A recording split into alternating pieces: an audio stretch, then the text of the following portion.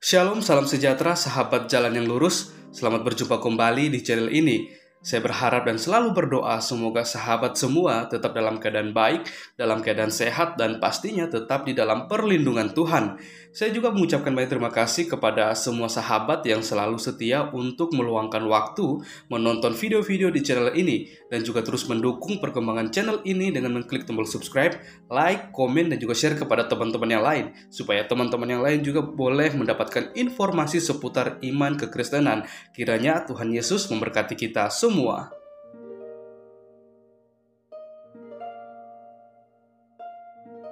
Sahabat yang diberkati dan dikasihi oleh Tuhan kita Yesus Kristus, di kesempatan kali ini kembali lagi kita akan bersama-sama menyaksikan serta menyimak keberlangsungan diskusi atau debat yang sangat menarik untuk kita simak, yang dimana di dalamnya ada para debaters Kristen atau bisa disebut sebagai para apologet Kristen, dan juga ada Ustadz Suma bersama dengan kawan-kawannya. Kita akan melihat dan menyaksikan bagaimana mereka akan beradu argumentasi dengan membawakan setiap data dan narasi yang bisa dibuktikan kebenarannya. Dan kita juga akan melihat bagaimana Ustadz Suma akan mendapatkan banyak sekali pertanyaan-pertanyaan mengenai isi Alkitab, karena Ustadz Suma sendiri telah mengklaim dirinya bahwa dia merupakan seorang ahli Alkitab, yang dalam artian dia mengerti serta memahami keseluruhan isi Alkitab dari Kejadian hingga pada Wahyu. Ya, kalau seandainya Ustadz Suma sudah mengklaim dirinya seperti ini, hal ini berarti Ustadz Suma sangat-sangat mengerti dan memahami akan kebenaran firman Tuhan atau Alkitab.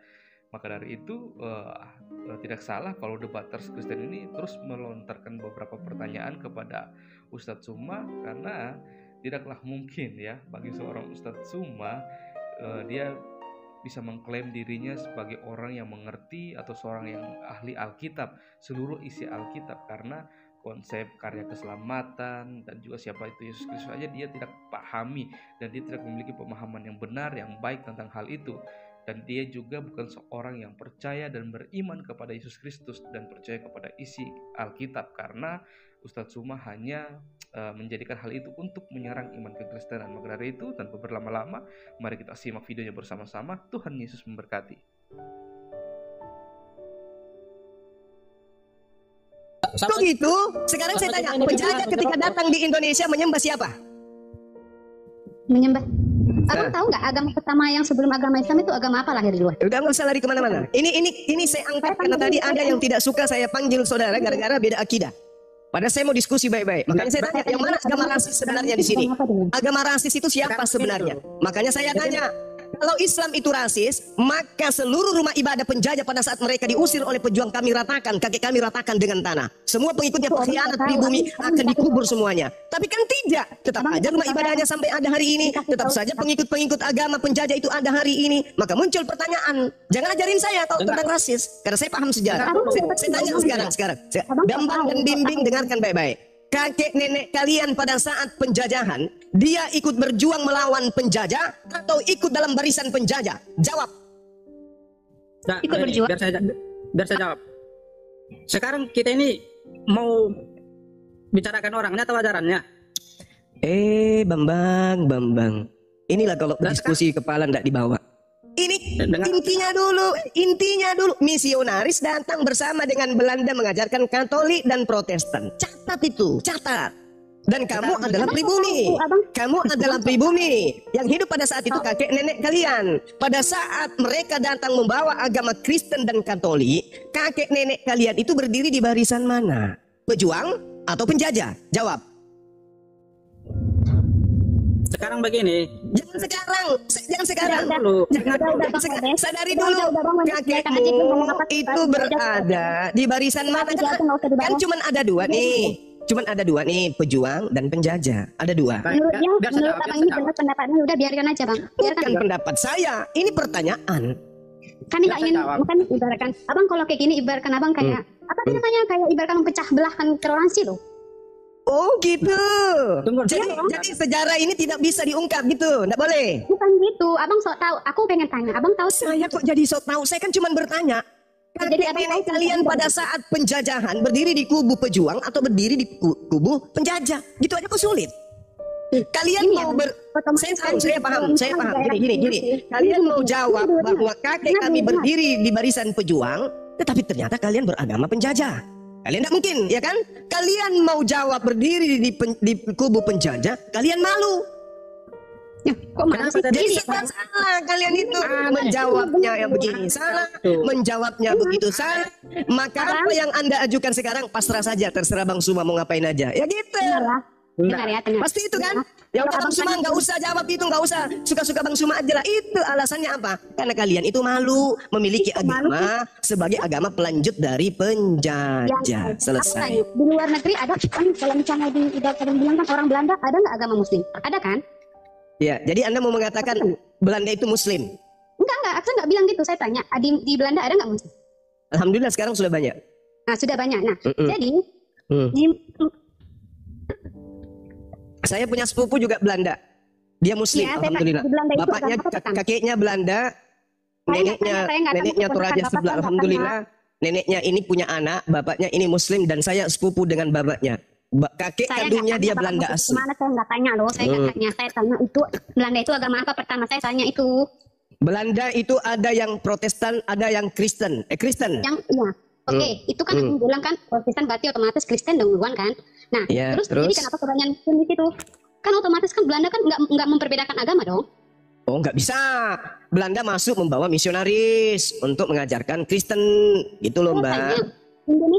Indonesia saya tanya, kalau agama Muslim sama agama Kristen siapa duluan lahir? Kristen itu duluan di sana di Eropa sana. Dibawa Belanda. Dong, tapi ketika Belanda datang ke Nusantara ini kami sudah Islam. Nusantara sudah Islam, kerajaan Islam sudah berdiri dengan kokoh. Oke? Kerajaan Goa dan kerajaan kakek saya di Luwu sana itu sudah Islam. Paham? Kalau orang yang nggak ngerti sama orang yang nggak ngerti mau gimana pun dia akan tetap merasa menang. Udah lebih baik diam aja. Iya, daripada kalian malu. Zuma ini buta sejarah. Oke, baik kita uji. Saya buta sejarah. Saya tanya dulu, penjajah Belanda Portugis itu agamanya apa? Sekarang sejarahnya saya tanya di mana tertulis. Saya tanya dulu, kita uji sejarah. Saya tanya dulu, penjajah yang datang Belanda Portugis ketika datang ke Indonesia, rumah ibadahnya apa namanya? Masjid. Gak mungkin masjid, pasti gereja dong. Gereja. Kakek Anda ketika gereja dibangun, penjajah ibadahnya di mana pada saat itu? Aduh, di masjid. Saya mana tahu. Di masjid kakekmu ibadah? Enggak ini. Bukan, bukan. Lalu di mana? Zuma ini. Di mana kakekmu ibadah pada saat itu? Emang abang udah lahir di situ? Ya, saya tanya sama kamu. Kau kan yang punya kakek, pasti tahu. Agama kakekku dulu ini pasti tahu. Masa kan nggak tahu kakek agamanya apa? Emang kamu lahir sudah berjenggot? Cuma. Udah ya?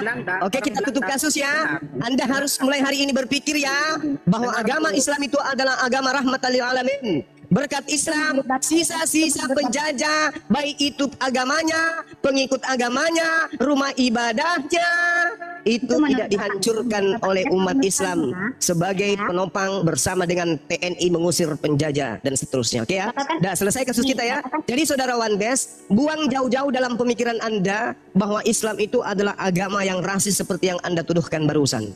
Oke, Islam itu adalah agama rahmatan lil alamin. Di Kristen tidak ada dalilnya agama Kristen itu rahmatan lil alamin, tidak ada. Yang ada dalilnya di Kristen yang percaya dibaptis, yang tidak percaya dihukum. Itu yang ada di agama Anda. Kalau di kami indah.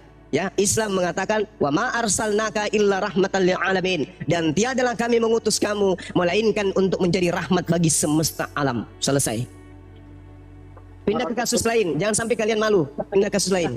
Aduh bang, tandai saya malu lah.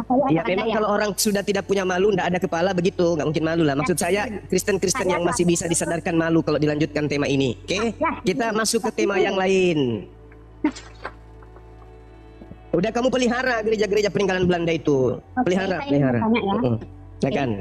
Ya. Saya ingin bertanya, kan di Muslim kan dibolehkan tuh nikah berapa kali tuh kan? Yes, Yesus juga membolehkan. Aku tanya agama abang loh. Iya, saya katakan Yesus juga membolehkan pengikutnya, bukan penyembahnya. Kalian kan bukan pengikut. Kalian jangan sensi lah. Terus di mana Yesus membolehkan? Kalau ada gimana? Itu tulis di mana? Tapi bukan untuk Kristen ya, untuk Yahudi ya. Ya. Ya, tapi bukan untuk kalian. Kalian kan bukan pengikutnya, kalian penyembahnya, oke? Saya tanya tertulis di mana? Oke, Markus, Lukas 18, 29, 30. Jadi di situ jelas di kitab Lukas nomor 18 pukul 29 lewat 30. Silakan. Gini, oke, itu memang tertulis di situ. Saya tanya Terus? Bang. Nah, Terus kalau apa masalahnya? dengar Apa dulu. masalahnya kalau gitu? Jangan. Tunggu dulu, saudara bimbing akui dulu bahwasanya betul Yesus membolehkan poligami. Bilang dulu iya. Enggak, saya bilang enggak. Ini dalilnya Lukas 18 mau dikemanakan ini? Loh, itu kan bukan Kristen, itu kan orang Yahudi. Ah, berarti pengikutnya kan? Kan? Aduh, orang abang nggak ngerti. Udahlah, Ya, baik. baik. Kita langsung ngerti. Anda itu pengikut agama Tuhan. Anda sudah mengakui Yesus memberikan ruang untuk poligami bagi Saya pengikutnya. tidak mengakui. Lukas 18 nomor 29 sampai 30. Yesus membolehkan poligami kepada pengikutnya. Kalau saudara merasa pengikut, Anda boleh poligami. Tapi karena kalian bukan pengikut tapi pentuhan, Anda mengutuk poligami. Tepuk tangan untuk Bang Suma. Saya lagi yang nggak paham. Saya tanya samamu. Yesus mengajarkan poligami kepada pengikutnya tertulis di mana? Tidak ada. Apa? Ya, Di mana berarti kamu yang tidak paham, Bambang. Kau nuduh Bang Suma nggak paham. Kau katakan tidak ada. Kutanya di mana tertulis. Kau bilang tidak ada yang begitu. Berarti kau lah yang tidak paham. Bambang. Sembarang menafsir orang. Ini bukan tafsir, Bambang. Ini bunyinya seperti itu. Makanya abang baca dulu ayat dari 1 sampai seterusnya baru abang mengerti. Giliran kayak memangnya kalau dibaca satu kitab dari Kejadian sampai Wahyu berubah bunyinya ini, berubah bunyinya. Enggak, memang berubah. enggak. Saya nggak cepat mengerti. Oke, Saya baik, nih, saya baik, paham. baik. Oke. Anggaplah Abang- Lukas abang- 8 nomor 29 30 ini tidak mengajarkan poligami. Oke, sekarang tunjukkan satu data di dalam kitab saudara. Cukup satu istri. Tertulis di mana? Kalau ada tertulis cukup satu istri untuk Kristen, saya tutup komal dan saya tidak mau lagi menjadi apologet, tetapi saya terima tawaran di Dubai menjadi artis. Silakan. Aduh. Itu cuman- saya kan orang apa? Ayo, tunjukkan kalian berapa orang Kristen di sini? Berapa? 1, 2, 3, 4, 5, 6, 7, 472 orang Kristen. Tolong kasih saya satu ayat di Bible cukup satu istri. Silakan. Saya kasih kalian hadiah. Pajero saya kasih. Silakan. Silakan. Mobil Pajero yang ada di rumah ini saya kasih. Saya tahu orang Kristen Makassar juga nonton saya. Kau datang ke rumah saya ambil itu Pajero. Kalau ada di dalam kitab kalian cukup satu istri. Silakan.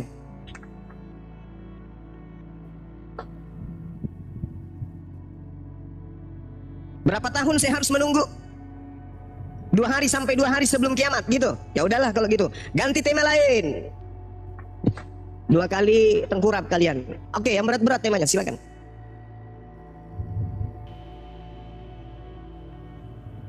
Nanti kalau kalian sudah punya air mata sudah habis, WA saya ya. Bang, air mata saya udah habis. Aku nyerah. Syahadatin dong. Kok tahu? Kalau kamu bilang kok tahu lu teman. Udah nggak usah dilawan itu, yang nggak ada ceritanya orang itu. Oh, berarti nggak ada. Wih, saudaraku. Mantap sekali. Yang nggak tanya, yang nggak Ini- ada pertanyaan, nggak usah sosok pintar kau. Aduh, Saudaraku Wahyu. Wahyu, saudaraku astagfirullahaladzim. Ya Allah. Wahyu, saudaraku Wahyu datang mengatakan data yang tidak ada yang ditanya. Artinya di dalam kitabmu tidak ada perintah cukup satu istri. Tepuk tangan untuk Wahyu. Yang penting ayahnya sudah ada. Tidak boleh 2 kali menikah. Mana dalilnya cukup satu istri mana? Mana cukup satu istri mana? Malu lah itu. Mana cukup satu istri mana? Mana tunjukkan. Itu aja kok putar. Wahyu. Dilayani. Wahyu. Nggak bisa terkalahkan itu. Nggak bisa. Bambang dan Nggak ada Bimbing pertanyaan. berharap kamu naik bisa Kenapa bantu. minggu beri? Wahyu naik kesurupan. Yuk, Wahyu. Orang minta satu ayat saja. Oh, kok satu ayat? Satu dalih di dalam Bible cukup satu istri itu Udah Bang mana? Manis, diam aja lah. Dia mau Jadi yang kalau nggak ada dalilnya. Halo, ketemu lagi kita. terima kasih saja. Ketemu lagi kita, jangan kabur ya, jangan turunin aku. Markus, ya ada Ya apa udah, Markus? jangan takut lah, jangan banyak bacot. Kamu sama aku, mbak kamu diam aja. Iya, Dia siapa ini pun sama naik saya. ini pasti untuk saya. Iya, Karena kamu guru-guru sama saya lagi capek, Memang jadi saya dikasih belum saya selesai, untuk kemudian Memang saya menghadapi kita belum kalian. selesai. Jangan kamu suruh hostnya turunin saya. Sekarang bantu saudara-saudara kamu Iya, di sini, bantu, Markus. bantu, Kamu sekarang tunjukkan kamu. dalil di kitabmu Kita cukup kan satu selesaikan istri. Kita yang dulu kamu takut turunin saya. Cukup satu Kita istri, lanjut dengan dalilnya Allahmu, ya. mana, Kita lanjut Markus? dengan Allahmu.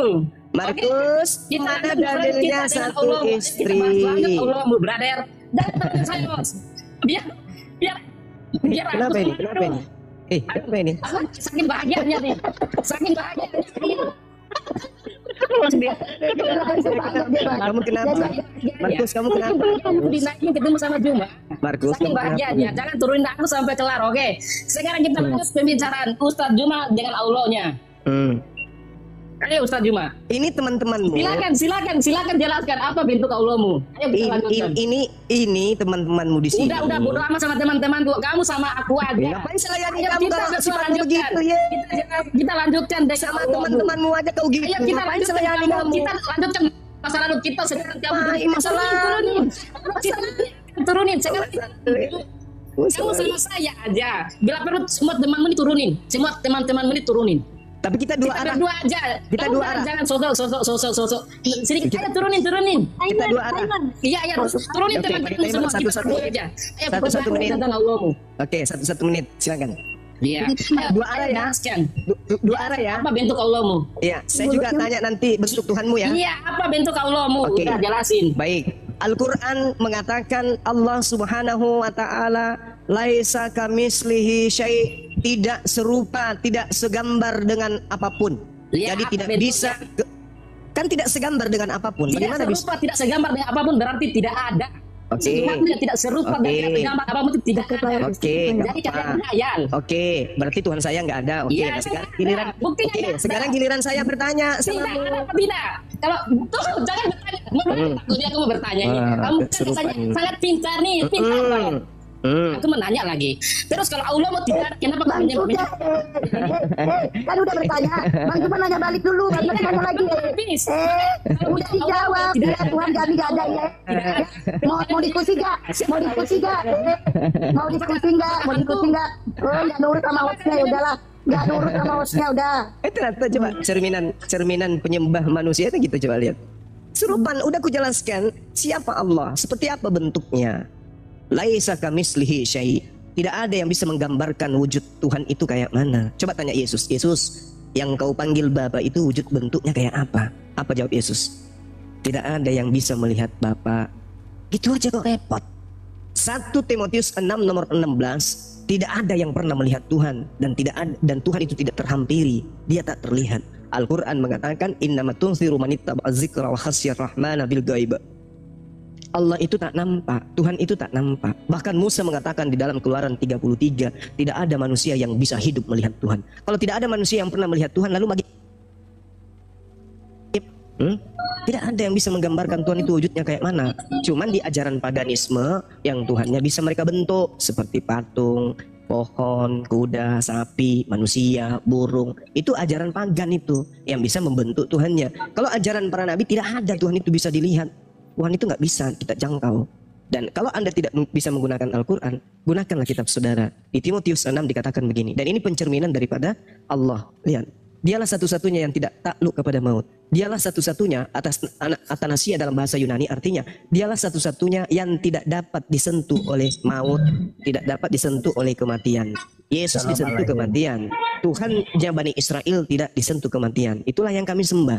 Bersemayam dalam terang yang tak terhampiri. Nah, ini artinya dia bertahta di atas arsy yang tidak terhampiri oleh makhluk. Dan itu juga diimani oleh Yesus. Tuhannya itu tak terhampiri. Lalu kemudian seorang pun tidak pernah melihat dia dan memang manusia tidak dapat melihat dia. Inilah yang disebut pencipta langit dan bumi. Tidak bisa digapai oleh penglihatan manusia. Sebab tidak ada manusia yang dapat melihatnya. Baginya lah hormat dan kuasa yang kekal. Ini Tuhan yang maha benar ini. Subhanahu wa ta'ala. Itulah Tuhan. Itulah Tuhan yang diterangkan oleh 1 Timotius. Ya, dan ini Tuhan Anda Yesus tidak bisa duduk di sini. Begitu. Oke, ini ada orang sakit lagi yang kedua. Orang sakit yang keberapa ini, host? Israel itu adalah Yang ketiga, Bang. Israel itu Oh, yang domba ketiga. namanya. maupun dari dunia manapun juga dia Oke. dari mana dia satu kandang Oke. dengan kita. Baik. Kalau yang Oke. kandang Baik. lain itu adalah Oke. Kristen, itu yang dikatakan Yesus dalam Yohanes 10 ayat 10 ayat Oke. 16 itu. Baik, Bang. Kamu Baik. kandang mana coba? Baik, Kamu baik. tidak termasuk Baik. dari manapun. Oke. Kamu langsung ngomong lah. Oke, Kamu baik. termasuk di dalamnya. Siap. Kamu termasuk Baik. pencuri itu. Iya, yang Paman. dapat Baik. dikatakan Ya mau dijawab gak? Siap. Mau dijawab gak? Iya. Woi, Siap, Paman. Udah. Iya. Nah, terus coba kamu narasikan ke saya dalilnya di dalam kitabnya Kamu Yahudi. tidak termasuk di situ. Tidak Iya, masuk dalam memang betul. penggemaraan Tuhan Yesus. Betul. Saya Itu bukan tidak domba, masuk. betul. Kamu tidak berhak. Iya, Kamu betul. termasuk pencuri Iya, itu. iya betul. Iya. Sekarang coba Dosamu kalau kamu dendam sama penjajah, dosamu bawa mati di alam kubur sampai ini mau diskusi atau mau curhat ini? Iya. Juga kamu Udahlah, ganti aja lah bang. Iya. Udahlah, ganti aja. Kamu ke gereja, Bang. Kalau mau kayak gitu di gereja.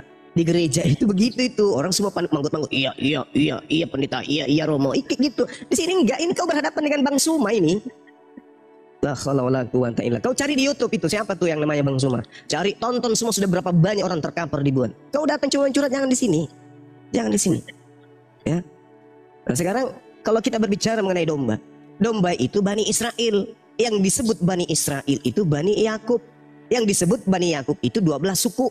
Domba itu hanya ditujukan kepada Bani Israel atau Bani Yakub. Dalilnya di mana? Terang tertulis di dalam Yeremia 23. Baca satu perikop, Anda tamat di situ. Oh, ternyata yang disebut domba itu adalah Bani Yakub. Kemudian di dalam Yeremia 50 nomor 17. Bani Israel itu sama dengan domba. Kalian Bani Israel enggak? Kalian Bani Israel tidak? Paling nanti judulnya kami Israel rohani. Lucu. Yang saya tanya, kalian Bani Israel bukan? Karena kalau yang disebut Bani Israel itu wajib hukumnya keturunan manusia yang ada titisan darah dari Yakub. 12 suku, dari keempat istri hasil poligaminya Yakub, yang disebut domba. Di luar domba yang mengelilingi Yerusalem saat itu disebut serigala. Pertanyaannya, apakah Vatikan Romawi yang mengelilingi orang Israel pada saat itu atau Arab? Itu pertanyaannya. Apakah orang Arab yang menguasai, yang mengelilingi, hidup berdampingan dengan Yahudi pada saat itu atau kekaisaran Romawi? Kalau dia orang Arab, berarti Arab lah yang disebut serigala. Tapi kalau yang mengelilingi Yerusalem pada saat penjajahan kekaisaran Romawi, berarti yang dimaksud serigala itu adalah Romawi. Nah, dari mana Katolik ini? Itu baru ketahuan siapa serigalanya. Jadi Anda harus belajar memahami domba itu apa. Jangan Anda sapu rata. Oh, domba adalah pengikut Yesus, biar Romawi, biar Hindu, biar Batak, biar apapun. Nggak bisa kayak begitu, Bambang. Harus masuk ke dalam ranah teologis. Apa yang tertulis di dalam Bibelnya orangnya itu yang harus Anda pegang. Bibelnya Yahudi menerangkan yang dimaksud domba itu Bani Yakub. Kita bukan Bani Yakub, berarti kita bukan domba. Kalau kita memaksakan diri kita tampil seperti domba, berarti kita serigala yang nyamar domba. Kami nggak mau disebut serigala, nggak mau. Karena tidak mungkin Yahudi nyamar Yahudi, nggak mungkin. Sudah pasti non Yahudi yang nyamar Yahudi. Nah, siapa sekarang yang agamanya nyamar Yahudi? Islam atau Kristen?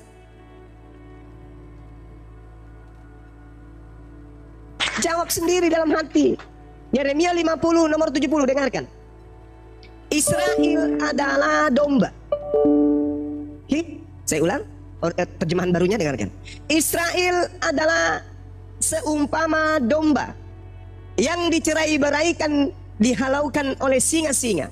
Mula-mula Raja Asyur memakan mereka, dan sekarang pada akhirnya Nebukadnezar, Raja Babel, mengerumit tulang-tulangnya. Sebab itu beginilah firman Tuhan semesta alam. Sesungguhnya aku menghukum Raja Babel, bla bla bla bla bla dan seterusnya. Jadi domba yang dimaksud ini adalah Bani Israel yang berserakan ke seluruh penjuru bumi, termasuk orang-orang Yahudi. Kayak saudara saya More Billy yang ada di Jakarta itu, itulah domba yang berserak meninggalkan Yerusalem. Bukan kalian bukan domba. Aduh, parah ini. Jadi yang berserak dari tanah Israel, dari keturunan Yakub, itulah yang disebut domba. Yesus dalam Yohanes 10 mengatakan, masih ada juga dombaku di luar kandang ini. Bukan Kristen yang dimaksud. Domba di luar kandang ini maksudnya domba di luar Yerusalem yang sudah berserak kemana-mana, sebab Tuhan membuat mereka berserak. Tertulis di Yehezkiel nomor 12. Sepertiga daripadamu akan mati kena sampar, dan sepertiga dimakan pedang di sekitarmu, dan sepertiga lagi ku hamburkan ke seluruh mata angin. Artinya Bani Israel, domba itu dihambur oleh Tuhan keluar dari Bani Israel, dari Yerusalem, bahkan sampai ke Indonesia. Nah, domba-domba yang dimaksud Yesus itulah mereka, bukan kalian yang dari Belanda. Kalian bukan domba. Aduh, saudara-saudara Kristen, saya kasihan sama kalian. Ya, tapi mau kayak mana lagi ya? Al-Quran juga menarasikan bahwa orang-orang ini adalah sahabat daripada setan di dalam menyesatkan manusia. In yad'una min dunihi illa inatha wa yad'una illa syaitanan marida. Mereka tidak lain hanyalah menyembah setan yang durhaka kepada Tuhan. Nah, lalu kemudian Al-Quran juga menarasikan di ayat lain bahwa orang-orang yang kemudian menjadi penopang daripada ajaran yang diajarkan oleh orang yang mengaku sebagai pengikut para nabi itu tidak lepas dari ajaran yang Tuhan sampaikan. Mereka ini adalah penolong-penolong setan dalam durhaka kepada Tuhan. Innaka latahdi ila siratin mustaqim, itu adalah bagaimana kebenaran Allah menjelaskan bahwa penggambaran dari mereka itu dijauhkan dari jalan yang lurus. Wa kana al-kafiru ala rabbihi zahira, dan adalah orang-orang kafir ini adalah penolong-penolong setan di dalam durhaka kepada Tuhan pencipta langit dan bumi. Saya kira begitu, saudara-saudara. Dari saudara Kristen, kalau masih ada yang mau diskusi silakan, waktu saya masih ada 10 menit. Itu Bang, Cina, bentar dulu, kayu lapuk. Itu Nagawong sama Sinda itu Kristen tapi jadi berhala. Enggak, semoga mereka bisa memahami penjelasan saya. Amin. Oke, kayu lapuk, selamat sore, agama apa? Selamat sore. Agama apa? Oke, silakan. Ini Bang, kalau misal Abang bisa jawab ya Bang ya. Ini bukan untuk perdebatan ya Bang, itu untuk tanya jawab saudara aja Bang ya. Siap. Kalau emang bisa Bang menjawab dengan segalanya Bang, dengan dalilnya dan ayat-ayatnya Bang bisa membuktikan sama saya Bang. Iya. Bang. Iya. Abang bilang tadi kan apa, saya udah lama nonton nih. Ya. Apa Bang? Bang ya. Siap. Ini tantangan berat bagi saya ini Bang. Iya. Bang, di mana letaknya Tuhan Allah Bang? Tuhan Islam. Baik. Allah Subhanahu wa taala mengatakan di dalam Al-Qur'anul Karim bahwa beliau bertakhta di atas arasy. Atas arasy. Atas arasy Ya. itu apa? Itu singgasana. Terus? Ya itu. Bisa membuktikan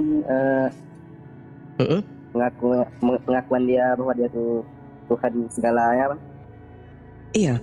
Jadi gini, Allah Subhanahu wa taala itu diterangkan di dalam Al-Qur'an, Allahu la ilaha illa huwal hayyul qayyum. Allah tidak ada Tuhan selain Dia yang maha hidup, yang terus-menerus mengurus makhluknya, tiada mengantuk dan tiada tidur. Miliknya apa yang ada di langit dan apa yang ada di bumi. Gitu. La ta'khudhuhu sinatun wa la naum. Lahu ma fis samawati wa ma fil ardh. Ayat berapa Bang? Surah Al-Baqarah ayat 255. Kembali di channel Iya, 255. Kami ya silakan. Siap. Ada lagi? Coba bunyinya sedikit Bang. Allahu la ilaha illa huwal hayyul qayyum. Allah tidak ada Tuhan selain Dia yang maha hidup, yang terus-menerus mengurus makhluknya. La ta'khudhuhu sinatun wa la naum. Tidak mengantuk dan tidak tertidur. Lahu ma fis samawati wa ma fil ardh. Miliknya apa yang ada di dunia, di langit, dan apa yang ada di bumi. Itu. Siap. Mas Bang ya. Siap. Saya mau melogikakan Abang ya Bang ya. Ini Siap. benar Bang ya. Silakan. Kan Allah itu kan maha. Halo guys, selamat Ya. datang kembali di channel ini. Siap. Kita akan bertemu Allah kembali itu maha segalanya. Dia maha Ya. kuasa. Siap. Iya. Yang mutunya Jadi, besar, yang Dia bisa nggak jadi manusia? banyak Logika aja lah. Oke, baik. Jadi kita harus memahami dulu itu apa yang saya bacakan barusan. Allahu la ilaha illa huwal hayyul qayyum. Allah tidak ada Tuhan selain Dia yang maha hidup. Yang disebut maha hidup itu tidak akan mungkin mati. Karena dia maha hidup, maka dia tidak mungkin mati. Karena dia tidak mungkin mati, oleh itu dia tidak bisa menjadi makhluk. Karena makhluk itu adalah level di mana bisa tersentuh kematian. Sedangkan yang maha hidup tidak bisa tersentuh oleh kematian. Oleh karena itulah kemudian beliau, Tuhan Allah, diselimuti oleh esensi yang maha hidup, maka tidak ada sedikit pun celah untuk mati. Makanya dia tidak menjadi manusia, karena manusia itu mati. Oke, baik. Oke, ada lagi? Itu dalilnya di mana coba Bang? Bang buka Bang dalilnya Bang, biar saya tahu. Dalil yang mana? Dalil yang Abang bacakan tadi itu. Surah Al-Baqarah ayat 255. Ya. Huwal hayyul qayyum. Dia maha hidup. Iya maha hidup. Terus Mas? Ya, dan terus menerus mengurus makhluknya. Jadi bagaimana mungkin kemudian dia lalai dari ketuhanannya, sedangkan Tuhan itu maha hidup, maha mengurus segala apa yang ada di atas muka bumi ini. Dia tidak mungkin lalai. Kalau dia menjadi manusia, dia akan lalai nanti. Dia tidur, dia mengantuk, dia lapar, dia nggak tahu apa yang terjadi di belahan bumi lain. Karena dia telah menjadi makhluk. Makanya Allah yang kami sembah, laisa kamitslihi syai', tidak serupa dengan makhluk. Sama iramanya dengan 2 Samuel 7:22, Yeremia 10:6. Tuhan maha besar, Allahu akbar. Tidak serupa dengan apapun. Sama di Al-Quran. Laisa kamitslihi syai'. Tuhan pencipta langit dan bumi kita ini tidak serupa dengan makhluk. Kalau dia serupa dengan makhluk, maka tentu dia bukan Tuhan. Kenapa? Karena dia punya kelemahan. Sedangkan yang disebut Tuhan itu maha kuasa. Tidak bisa dia memiliki titik kelemahan. Oleh karena itu dia tidak bisa menjadi turun level. Oke Bang. Silakan. Kalau memang dia itu Tuhan ya Bang. Pernah nggak dia menampakkan wujud atau berbentukan apa, ataupun dia tuh tinggal di mana dan sekarang di mana itu? Baik, pertanyaan yang sangat bagus. Al-Quran mengatakan, Bismillahirrahmanirrahim, sanurihim ayatina fil afaq. Kami akan memperlihatkan kepada mereka tanda-tanda kebesaran kami, keberadaan kami, kenyataan dan bukti adanya kami dari segenap penjuru. Contoh, yang membuat siang dan malam ini bagi orang yang berpikir pasti tahu ini tidak mungkin negara yang bikin, ini nggak mungkin malaikat yang buat, ini nggak mungkin orang tua kita yang bikin, ini tidak mungkin presiden yang bikin, atau apa yang paling kuat di dunia ini, tidak mungkin dia yang membuat terjadinya siang dan malam. Pasti ada yang membuatnya. Itulah yang kami sebut huwal hayyul qayyum, yang terus mengurus makhluknya, Allah subhanahu wa ta'ala. Lalu apa lagi? Sanurihim ayatina fil afaq wa fi anfusihim. Ini saudara-saudara muslimin udah hafal kali ini. Dan kami memberikan tanda-tanda keberadaan kami pada diri mereka, pada tubuh mereka. Seperti Anda sekarang bisa mendengarkan Bang Suma bicara. Anda beli alat di mana itu? Yang ada di atas kepala Anda sebelah kiri dan kanan. Atau itu dibuat oleh orang tua Anda? Kakek atau bapak mungkin yang mewariskan? Atau ada tetangga yang murah hati memberikan alat di kuping Anda? Atau itu terjadi dengan innama amruhu idza arada syai'an ayyakula lahu kun fayakun. Terjadi dengan sendirinya. Aku yang mau agar makhlukku memiliki alat bernama kuping untuk mendengarkan. Harus dikatakan jadi kun fayakun. Di dalam Mazmur 33 nomor 9, aku Tuhan hanya memberi perintah, maka semuanya jadi. Kira-kira alat pendengaran yang Anda gunakan sekarang ini itu buatan siapa? Bagi orang yang berpikir, kata Allah, sanurihim ayatina fi anfusihim. Aku memberikan tanda keberadaanku pada tubuh mereka apabila mereka berpikir. Makanya Al-Quran itu dikhususkan hanya bagi mereka yang berpikir. Itu yang kedua. Ketiga, kemudian Allah mengatakan hatta yatabayyana lahum annahul haqq. Sehingga jelaslah bagi mereka bahwa Al-Quran itu adalah bukti yang benar. Al-Quran yang menarasikan, bukan kitab lain. Al-Quran yang menarasikan. Sekarang ketika Anda tertidur, siapa rupanya yang membuat dan menjaga jantung Anda berdetak? Anda sendiri megang alat di tangan, begitu Anda tidur Anda goyangkan, tek, tek, tek, tek. Atau ada tombol di dinding yang Anda pegang, tek, tek, sambil tertidur, tek, tek. Atau ada orang tua di kiri kanan Anda yang menjaga, memompa terus jantung Anda, tek, tek, tek, tek. Lalu siapa itu? Itulah yang kami sebut Allah subhanahu wa ta'ala. Makanya Allah mengatakan, aku lebih dekat daripada urat leher mereka. Oke, saya akan bertanya lagi ya. Oke, silakan.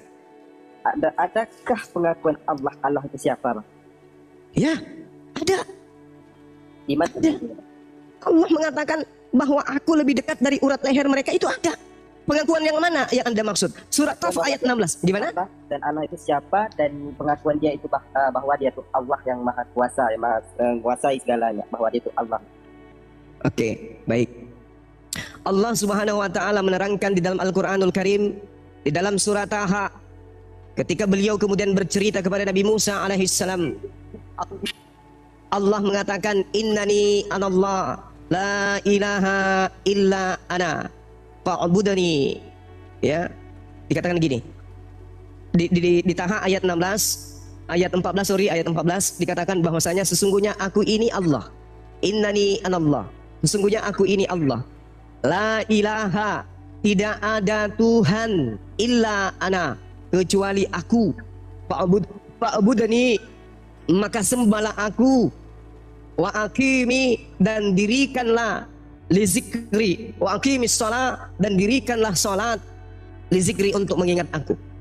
La ilaha illa ana, tidak ada Tuhan. Jadi Tuhan-Tuhanan atau sembahan-sembahan di luar daripada Allah itu tidak Tuhan. Dia bukan Tuhan, tapi hanya dituhan-tuhankan.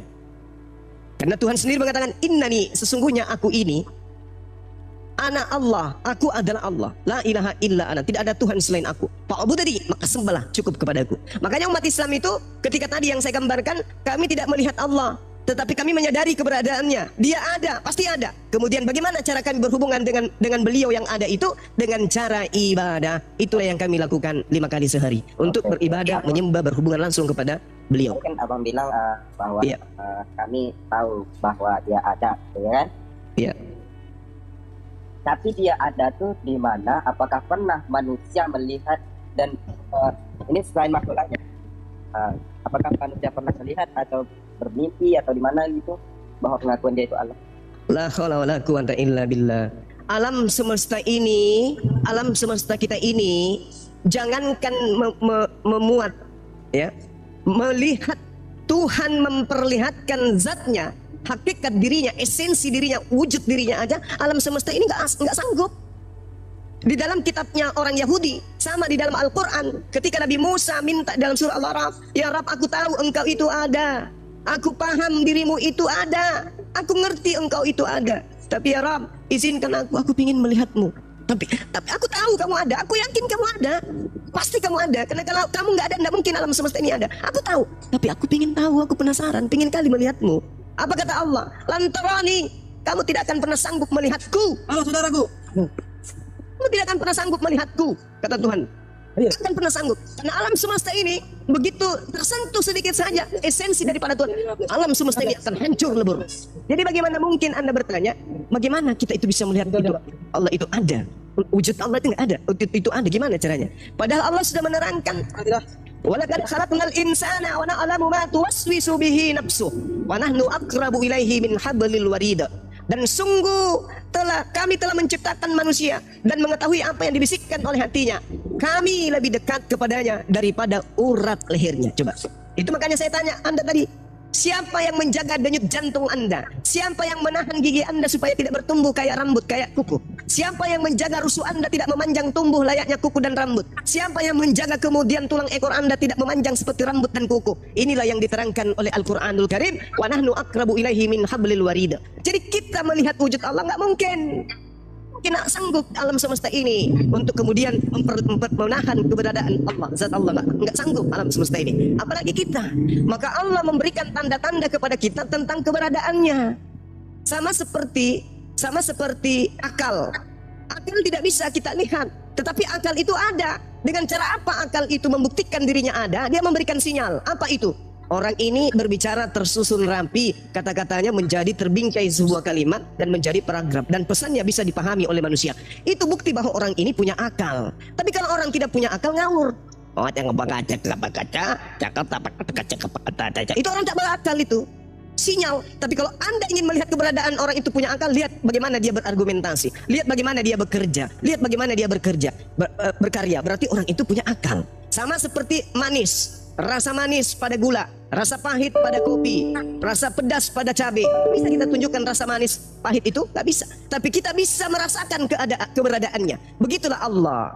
Kita tidak bisa melihat wujudnya, tapi kita merasakan keberadaannya. Demikian. Bung, di sini sudah azan. Iya, satu pertanyaan lagi, silakan. Sebelum diambil alih sama sahabat yang lain, habis maghrib saya kembali. Silakan. Oke. Ini kan Bang Zuma, ini kan cuma sebelah pihak. Cuma saya mau bertanya lagi kepada saudara kita yang Kristiani. Adakah di sini? Nggak ada. Anda sendiri dari agama mana? Tadi ngaku Kristen. Iya, apa saudara kita yang Kristiani adakah di sini? Abang dari Kristen? Iya, tapi kan ini pertanyaan cuma sebelah pihak. Cuma ini tantangan berat bagi saya. Saya Iya, Bang Kayu Lapuk agama apa? di Kristiani, Mbak. Oke, tanya aja ke saya, nggak apa-apa. Tanya aja Bible, apapun itu, silakan. Ayo Bang. Kau tahu Bang Juma sholat dulu Bang. Iya, iya, oke. Bang tunggu dulu Bunda. Bang tunggu dulu Bunda. Bang Juma mau sholat dulu. Oke. Iya, saudara Kayu Lapu masih bertahan di sini kan? Saya izin maghrib dulu kurang lebih 10 menit, boleh ya? Oh, boleh, boleh. Oke, silakan dilanjut sahabat-sahabat yang lain. Siap. Oke, sebelum dilanjut dulu Bunda Rama bentar ya. Sebelum dilanjut itu ada blokir permanen 08. Bang Barata Noise. Ya, blokir permanen 08 itu akun baru ya. Akun keduanya kena peringatan. Ini akun terakhir nih. Kalau ini kena peringatan gak ada lagi akun lainnya. Jadi di follow yang blokir permanen 08. Silakan Bunda Rama. Ya mungkin dia mau bertanya ke Kristen, dia mau tahu jawaban Kristen, dia mau perbandingkan pemahaman Kristen dengan pemahaman Islam tentang Allah. Itu mungkin ya dia mau tanya Kristen. Ya Pak Iya. Kayu Lapu ya. Iya, Ini belum ada karena saya Kristen. kan mendengar sebelah pihak nih dari Bang Zuma. Dan saya juga bertanya juga kepada saudara kita yang Kristiani.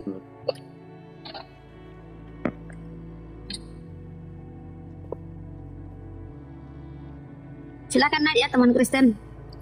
Oke. Bang Juma juga bisa jawab. Tapi Bang Juma lagi sholat maghrib bentar ya. Kurang lebih 10 menit. Maghrib cuma 3 rekan. Oke teman-teman yang agama Kristen, yang mau diskusi silakan naik minta permintaan. Kristen. Yang mau diskusi silakan naik minta permintaan. Bang Kayu Lapuk, Anda denomnya apa? Apa? Denomnya apa? Gimana, Mbak? Denomnya apa? Katolik. Oh Katolik. Apa yang ingin mau ditanya? Apa yang mau ditanya? Enggak. Abang mau nanya apa? Udah diskusi sama Bang Zuma. Karena pertanyaan Bang Zuma itu jawaban Bang Zuma itu udah saya buka semua kan, memang pas sekali, Pak. Cuman Terus? saya mau bertanya lagi sama yang saudara kita apa itu? Terus mau nanya apa?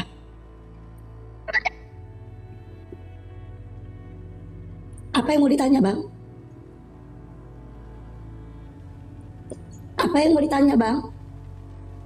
Oke, saya bertanya lagi, Mbak ya. Iya, apa yang mau ditanya? Dari tadi aku ngomong loh Bang. Apa yang mau ditanya? Apa yang mau ditanya? Ya Allah. Iya, bentar. Ini lagi cari nih. Lagi cari, Mbak ya. Lagi cari.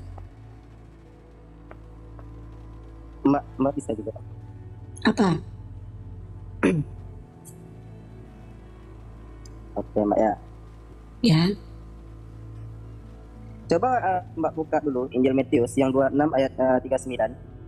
Injil Matius 26. Saya buka dari Bible aja ya. Soalnya punya satu. Oke. Matius 26 nomor 39. Oke. Matius, Markus, Lukas, Yohanes, Isa, para rasul, Roma, Matius 26:39 ya. Oke, di situ.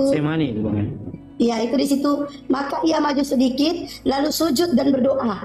Katanya, ya Bapakku, jikalau sekiranya mungkin, biarlah cawan, ya gitu ya. Biarlah cawan ini lalu daripadaku, tetapi janganlah seperti yang kukendaki, melainkan seperti yang engkau kendaki itu ya. Ya. Ya, kenapa dengan ayat itu? Dan itu pengen saya bertanya-tanya lagi. Iya, Yesus itu kan memang berdoa kepada Elohim. Tapi dia mengatakan dia berdoa kepada Bapa. Iya, Bapak itu Elohim, ya. Dia berdoa kepada Bapak. Bentar Mbak ya, bentar. Iya.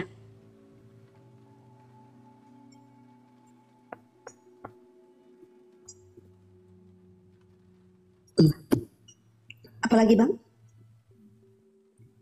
Jadi yang saya pertanyakan ini, Hmm. sedangkan Tuhan Yesus itu kan dia Tuhan yang maha segalanya, Hmm. maha tersuci, dia maha suci, dan dia maha segalanya. Hmm. Jadi dia berdoa kepada siapakah dia berdoa? Dia berdoa kepada bapaknya. Enggak. Bang Kayu Lapuk mengatakan, saya udah jawab ya, dia berdoa kepada bapaknya. Bang Lapuk mengatakan bahwa Yesus adalah Tuhan. Di mana dalilnya, Bang? Dalil apanya, Mbak? Yesus mengatakan bahwa dia adalah Tuhan.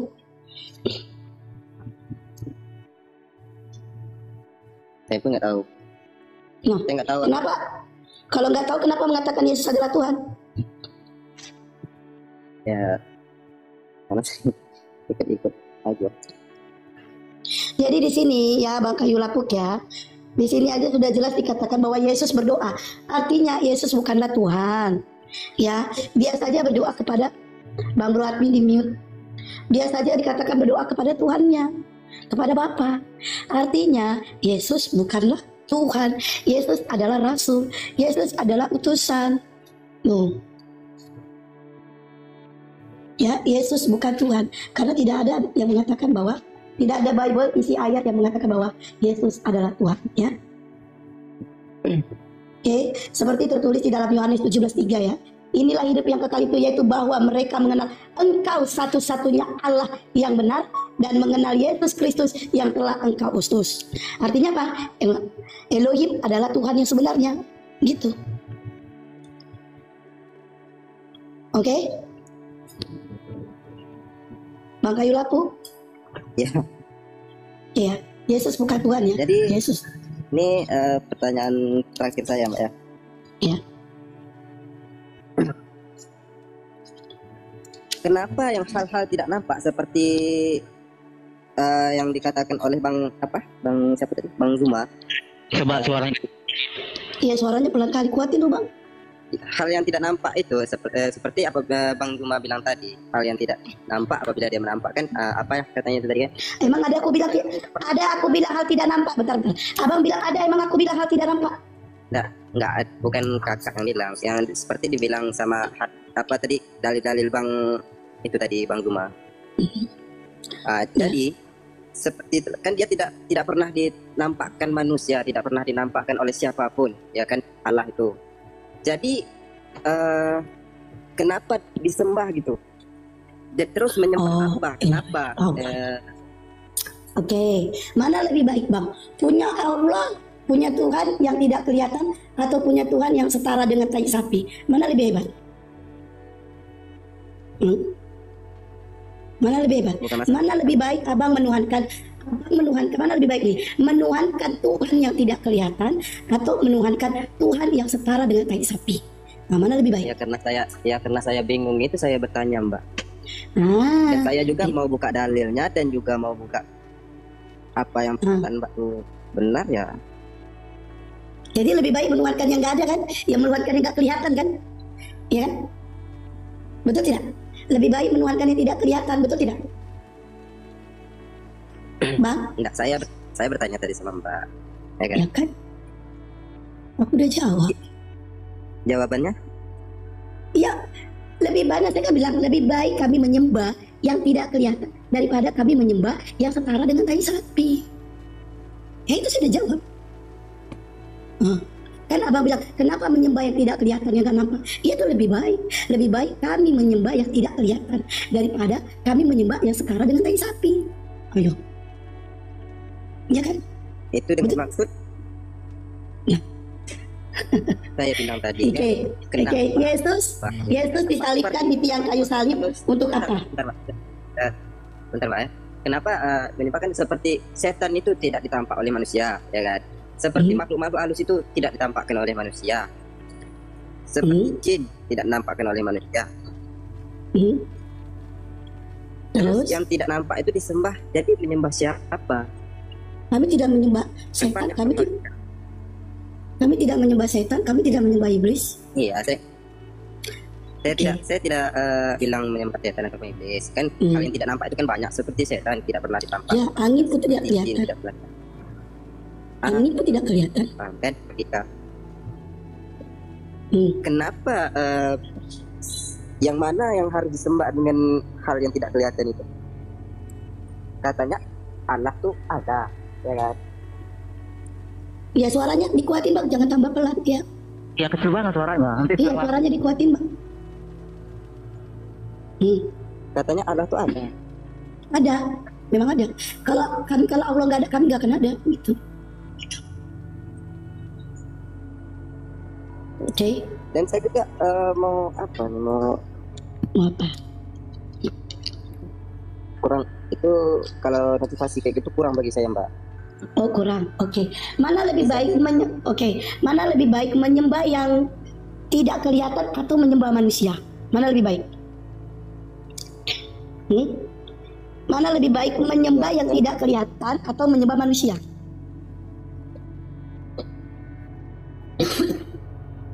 Mana lebih baik? Mana lebih baik apa? Mana lebih baik menyembah yang tidak kelihatan atau menyembah manusia? Nah, saya mau jawab, Mbak tanya balik sama saya gimana? Saya mau tanya, Mbak tanya balik sama saya, bingung saya Mbak ini. Aku udah jawab loh. Oke, mungkin teman-teman ditangkap yang lainnya coba. Oke, Bang Kayu, ini Bang Kayu non muslim apa gimana? Iya. Oh ya, sudah berarti kita sejalur. Bentar Bro Amin nih. Ya silakan. Ini Kayu Lapuk tadi bahwa kami apa tadi? Suaranya menyembah. Kenapa menyembah yang tidak kelihatan? Saya kasih analogi sedikit. Apakah Bang Kayu bisa melihat? Nah, itu tadi Bunda Istri yang punya komal. No, Pak netizen nggak bisa membedakan aku dengan host. Apa Bu? Kita cerdak dikit lah. Sama bundanya. Coba Kayu. Host, aku diam. Oi, aku diam dari tadi ya. Pasang telinga kalian ya yang nggak paham itu. Ayo. Ada juga netizen nggak cerdas ya. Aku pikir kalian cerdas-cerdas loh. Orang Islam tuh harus cerdas. Oke, lanjut. Kayu, aku saya tanya kasih analogi bagaimana sesuatu yang tidak terlihat itu bukan berarti tidak layak disembah atau jadi kita melihat mana yang lebih tinggi yang tidak terlihat atau yang terlihat. Saya tanya sama Kayu Lapuk, saya kasih beri analogi. Apakah kamu bisa berjalan? Gimana sih konsepnya Bang? Saya ini bertanya. Suaranya dibesarin dulu Kayu. Kamu laki-laki suaranya jangan kelemar-kelemar. Gimana konsepnya ini? Saya bertanya, kok tanya balik Bang? Aduh kecil banget. Apakah kamu bisa berjalan? Dia bertanya. Saya lihat, Kayu Lapuk yang jujur kamu ya. Saya lihat itu akunmu ada kata Assalamualaikum. Kamu dari tadi ku tengok ini udah dijelasin Gurunda masih ngeyel. Jadi iya. ungkapkan di sini. Aku baca sekali lagi kalau ngeyel ini. Assalamualaikum. Apa kamu nyamar? Atau kamu mau belajar? Nggak usah nyamar kalau mau belajar. Yang mana? Yang mana? Itu dulu, Bun. Assalamualaikum. Nggak, dari tadi dia aku tengok udah dijelasin sama Gurunda masih ngeyel. Dijelasin sama Bunda Hesti. Nggak usah Bang, nggak boleh kalau kita muslim nyamar-nyamar, nggak boleh. Terpaksa aku sampaikan ya. Kamu dia ngaku Kristen Bunda Rama. Jadi itu terus apa tuh? Assalamualaikum di profilnya apa itu Bang? Ya, itu kan. Memang dia nggak mau ngaku kan itu masalah. Dia yang bermasalah kan. Dia harus sadar ulang itu. Nggak boleh. Kita nggak boleh mengajari orang seperti itu di sini, nggak boleh. Boleh saya orang apa kita harus coba buka itu profilmu. Itu di profilmu Bang. Ada di situ kata Assalamualaikum. Ya, aku tadi kejujuranmu. Diam dulu Bang Admin. Sama dijawab sama Gurunda. Tapi dia masih ngeyel, dia masih nanya-nanya tentang Kristen. Dia tanya, nggak ada Kristen di sini, baru Nanda naik. Saya lebih bingung, dia tanya tentang Kristen. Tadi dijelasin tentang pemahaman Islam oleh Gurunda. Dia tanya lagi tentang Kristen, belum ada Kristen, Anda belum naik. Saya buka profilnya, situ tertulis Assalamualaikum. Nah, kalau Kristen terus Mbak, terus salah kalau harus. Ya salah kalau kamu Katolik, kamu ngaku Kristen, kenapa tulis di situ Assalamualaikum? Walaupun kami non Muslim gitu harus nggak boleh bilang. Ya nggak boleh lah, berarti kamu munafik. Ada menyamar maksudnya Kayu Lapuk. Kok bisa menyamar gitu kan? Nggak jelas jadinya identitasmu gitu. Ya kalau dia mau login, teman, saudara. Kalau Kristen sebagai Kristen, kalau dia mau login, gitu. Harus dia jujur. Usah lah Bang. Jawab, Bunda Rama yang tadi pertanyaannya, kenapa, bagaimana bisa menyembah Tuhan yang tidak kelihatan gitu kan? Tadi silakan. Oke Bang, silakan. Sebentar Bang. Sebelum dijawab, dia mau bertanya pemahaman Kristen tentang Tuhan. Tidak Coba boleh. teman-teman kalau yang bising tolong dong, nggak usah ngomong deh kalau gitu. Noise-nya minta ampun, bising kali. Kita pakai headset. Nih aku ntar ya, kasih tahu sama kalian nih teman-teman yang di bawah. Kalian itu yang typing nunggu Bang Juma nunggu. Ya kita ini dari tadi nunggu Gurunda. Tapi kan nggak mungkin Gurunda lagi sholat, terus ininya diam semua kan? Ya kita harus ngomong dong. Kali itu bertyping tolonglah kalau typing itu yang cerdas dikit. Ya, yang typing itu cerdas. Ya kita juga nunggu Bang Juma, terus kalau nunggu Bang Juma kita nggak ngomong, kita diam. Cerdas dong bertyping. Ya, ini typing nunggu Bang Juma, terus nunggu Bang Juma kita diam gitu, ngapain? Ngade-ngade lah memang. Iya dari tadi typing tunggu Bang Juma, biar Bang Juma yang jawab, tunggu Bang Juma. Iya kita lagi nunggu kali. Bunda, tadi dia bilang, sebentar Bro Admin, tadi kan dia bilang, saya mau bertanya dari pihak Kristen. Udah dia dengar penjelasan pihak Islam kan oleh Gurunda. Sekarang tanya tuh Kristen Bro Admin, silakan. Sama Bro Admin. Oke, sebelum Bro Admin ngomong, tap layar jangan lupa, jangan malas kalian terus blokir permanen 08 di follow, yaitu aku cadangan tidak habis aku jadi udah. Wow, udah blokir permanen 08 di follow. Kalau udah 1000 dia kita turunkan dia, kita sepak dia. Blokir permanen 08. Itu gimana?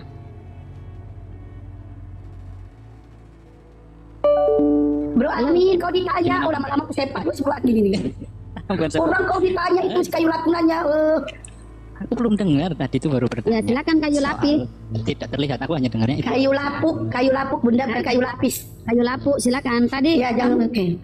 betul mau bertanya. Blokir permanen 08. Lanjut. Bang. Silakan Bang Kayu. Bang. Ayolah Bang. Kenapa jadi diam Bang? Merenung ya apa jauh dari pangkat? Bang Kayu. Jadi teman-teman di bawah mohon bedakan suaraku sama Bunda. Aku bukan kembar. Aku beda. Ya Bang Kayu silahkan. Jadi bertanya nggak Bang Kayu Lapo? Bang Bro Admin. Ya Kristen Bang Kayu Lapo. Kalau mau bertanya dari pandangan sisi Kristen. Ah silakan Bang.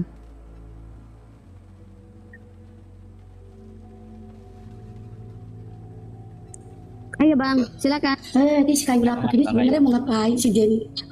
Teman-teman yang Kristen yang mau diskusi silakan naik, minta permintaan yang Kristen. Tolong di follow blokir permanen 08. Dia kalau udah 1000 nanti aku sepak dia ya. Blokir permanen 08 kalau udah 1000 sepak dia. Coba kalian yang 1500 coba kalian follow di blokir permanen 08. Biar aku sepak si dua pintu. Oke, Bro Admin silakan, dia nanya bagaimana pandangan tentang mengenai Tuhan di Kristen. Oh gitu. Di sini saya tanya dia Kristen juga ini Bang Kayu. Berarti untuk Iya, Katolik dia. Oh ya sudah berarti sama. Jadi sama tuh Bu, satu jalur. Gimana dong saya mau ngomong apa? Dia kan juga tidak tahu. Perbandingkan pemahaman muslim dengan pemahaman Kristen tentang keberadaan Tuhan. Halo, silakan. Ya. Halo Bandung. Saya Siapa? masuk. Ini saya ceritakan ya. Boleh. Boleh mau dengar? Mau denger, siap denger. Ayo. Ceritanya bagus sekali Bang. Bagus sekali ceritanya. Menarik. Bila ada tak lagi cinta. Enggak. Ceritanya menarik sekali. Udah berapa lama Bang? Belum ya? Belum. Oh Mama. Oh ya. Keren kali ceritanya. I love you Niko. I love you Uni. I love you. Diam. Bunda Rama diam. Unik kita kan Bunda. Signalnya merah Kayu Lapo. Iya. Blokir permanen 08 dia mulut dari tadi sakit gigi deh itu. Woi blokir permanen 08 ngomong kau. Ya silakan. Ayolah Bang. Bentar, jaringan tuh. Oh bergeser dikit Bang, bergeser. Tuh Kayu Lapo besarin sedikit. Iya jaringan Bang, bentar. Udah bagus, Ya, bagus. Bagus. Lanjut Bang, bagus. Udah dengar kayaknya. Follow. Baru 300 lebih dia. Ini saya harus bertanya sama siapa nih? Makanya suaranya. Ya Bang mau nanya sama siapa? Mau nanya kami boleh. Nanya Oten boleh, itu udah ada Oten. Kamu punya kacang apa? Bentar, Mbak, maaf Mbak, jaringan Mbak. Saya sebenarnya nih pencinta Islam. Saya nggak tahu letaknya di mana gitu. Kan? Nah, cuman saya belum mendalami di situ. Nah, jadi posisi saya sekarang masih cari-cari tahu. Belajar ya, pencarian ceritanya. Mantap. Iya, Boleh. mencari-cari tahu di mana. Saya pun harus apa juga saya masuk di room Kristen, saya kayak gini juga bertanya. Orang tuh bilang, kamu udah Islam katanya. Nanti saya pakai akun satu lagi, akun Kristen saya. Kamu Kristen, kenapa kamu udah tanya-tanya kayak gitu? Kayak gitu ceritanya. Jadi saya ini ingin bertanya bukan sebelah pihak aja, bukan sama orang Islam aja. Saya bertanya sama orang Kristen juga saya bertanya. Makanya semua ayat-ayat apa yang ada di Injil, di Quran, itu saya pengen bertanya karena saya belum memahami tentang Alkitab lagi. Jadi Bang Kayu Lapuk agamanya apa? Saya baca aja apa. Bentar, belum ini. Esensi pertanyaannya apa kira-kira yang paling utama Bang Kayu Lapuk mau tanyakan tentang Islam? Silakan. Enggak, Kayu Lapuk agamanya jadinya apa nih? Agamanya apa? Ya, Kristen Bu, lagi belajar Islam katanya Bu, belum jauh. Sekarang ini saya ini masih Katolik. Jadi saya ini kan mendukung Islam. Cuman saya ini belum tahu di mana letaknya kebenaran. Bang Juma kurang lebih 5 menit lagi di sini. Monitor nanti. Udah Bang Juma, silakan. Juga saya bertanya kepada room Kristen, bukan di Islam aja, bukan di agama. Makanya saya itu bertanya-tanya, bukan untuk berdebat gitu loh. Saya bertanya aja, bukan untuk debat. Sedikit pun saya nggak berdebat. Oke, Gurunda sudah di tempat. Gurunda sudah monitor. Biar Bang Juma aja ya yang ini, karena Bang Juma ilmunya di atas kami jauh kali. Iya, itu makanya saya tunggu dia ya kan. Malas belajar kalian. Lanjut Bang. Kamunya cuman beluap. Ya, apa masalahnya? Masih ada rupanya. Tadi kan udah. Masih ada Bang. Islam guru, ada yang Katolik tapi dia tertarik dengan Islam, mau belajar, jadi mau membandingkan. Jadi silakan. Saya ingin mengetahui 2 dalil, dan itu dalil Kristen atau Islam. Iya, dalil tentang apa Bang? Jalan kebenarannya Bang. Bang bertanya ya. Sedangkan apa? Ya. Tidak kelihatan. Dan angin itu tidak kelihatan, setan itu tidak kelihatan, dan jin juga tidak kelihatan. Yang mana harus yang kita sembah itu apa gitu? Kira-kira angin ini yang menciptakan kagak Bang? Angin ini mencipta atau dicipta? Dicipta. Nah, yang kami sembah yang menciptakan itu. Makanya kami tidak diajarkan untuk menyembah objek. Dalam arti kata sesuatu yang punya media. Contoh misalnya nih, kami datang ke masjid beribadah kemudian. Lalu setelah itu kami menguraikan prosesi ibadah kami di hadapan pencipta. Kan pencipta itu sudah pasti maha melihat. Pencipta itu sudah pasti maha mendengar. Anda berdiri di samping saya, Anda di kiri, saya di kanan. Sama-sama kita teriak kepada Tuhan kita. Saya yang mulai, Allahu Akbar. Saya mulai teriak, Anda juga teriak, Yesus Kristus. Kira-kira yang mendengar yang mana? Tuhan Anda atau Tuhan saya? Ya saya nggak tahu Bang, saya bertanya aja, bukan saya harus ditanya Bang. Bukan Anda nggak tahu, Anda sebenarnya tahu. Yesus itu makhluk, dia nggak bisa maha mendengar dia. Sementara Allah itu adalah maha mendengar. Ketika umat Islam teriak, Allahu Akbar, Alhamdulillahi Rabbil Alamin. Umat Islam mengatakan dengan imannya, segala puji Engkau Tuhan semesta alam. Yang menciptakan alam semesta ini tersenyum, senang dia. Oh, hamba-Ku ciptaanku lagi memuji aku. Nah sekarang Anda yang memuji, Yesus Tuhanku yang maha mulia. Yesus dengar enggak? Nah, dengar Yesus itu, dia makhluk. Tapi yang mendengarkan Anda memuji Tuhan Anda, Tuhan saya. Tuhan saya mengatakan, wele innal ladina kafaru min ahlil kitabi wal musyrikin fi nari jahannam. Tuhan saya mendengarkan seruan Anda kepada ciptaannya. Oke ya. Oke. Dari sana semoga Anda bisa paham. Saya bertanya lagi nih Bang, saya bertanya aja, nggak debat itu. Iya, silakan. Benar salah apa kata Abang itu, yang mana menurut saya salah ya saya diamin aja, yang mana menurut saya benar ya saya diamin juga gitu kan. Saya iya aja, makanya saya bertanya kan. Iya, silakan. Jadi Bang, saya lagi ya. Apa lagi? Terbang ya. Siap, 86,3 geser kiri sedikit, lanjut.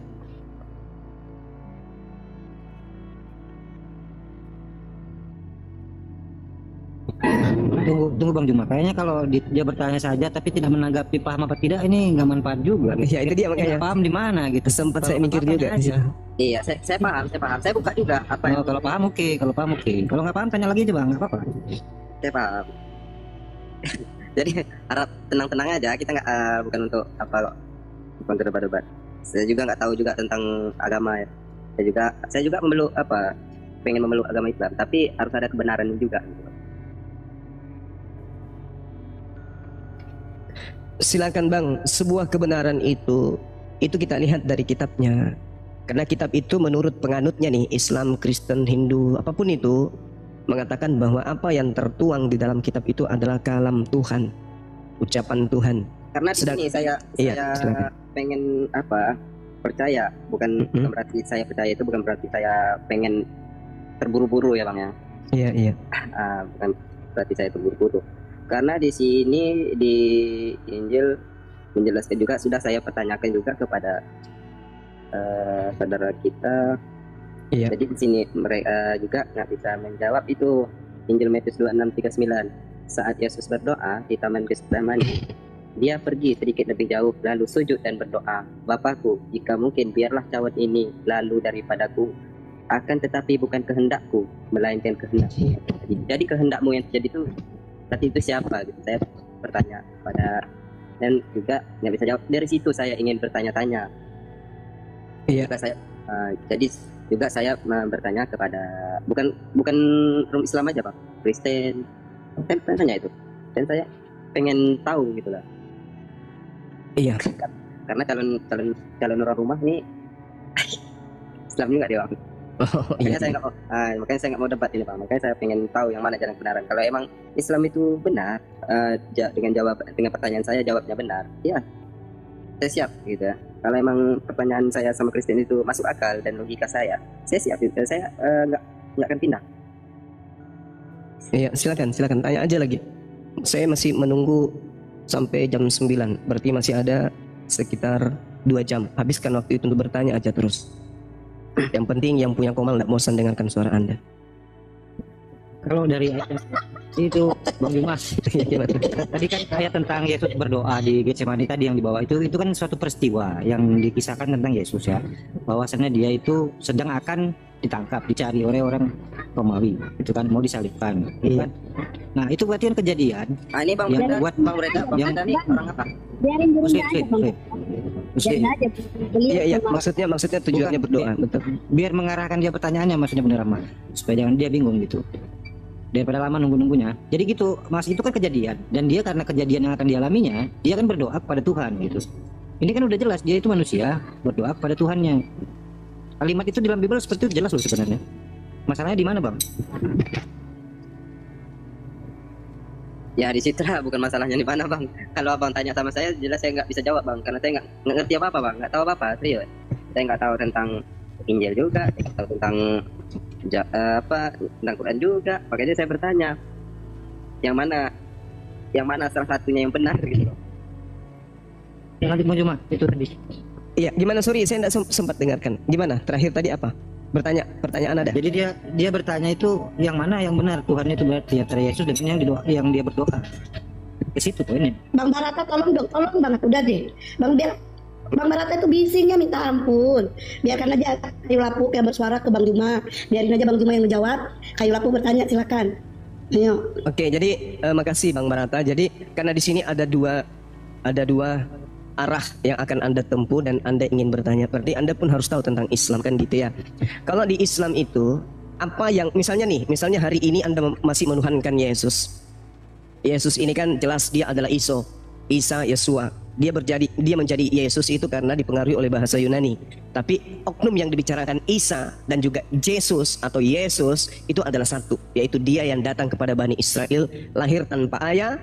Kemudian dia bermukjizat membangkitkan orang mati dan terangkat ke langit. Satu poin itu. Mau Anda sanggah itu tidak bisa. Ya, jadi ini di Islam orang yang disembah oleh orang Kristen itu ditanya oleh Allah.